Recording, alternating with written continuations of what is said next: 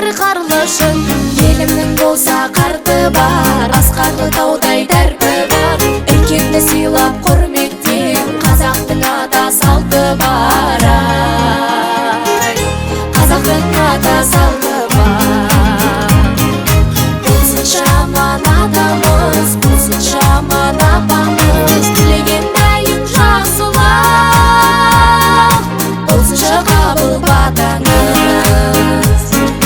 Армысың абзал ағалар, ағалар жарқын жағалар, сендердей асыл болмаса біздерді кімдер бағалар. Армысың ерке жеңгелер, жеңгелер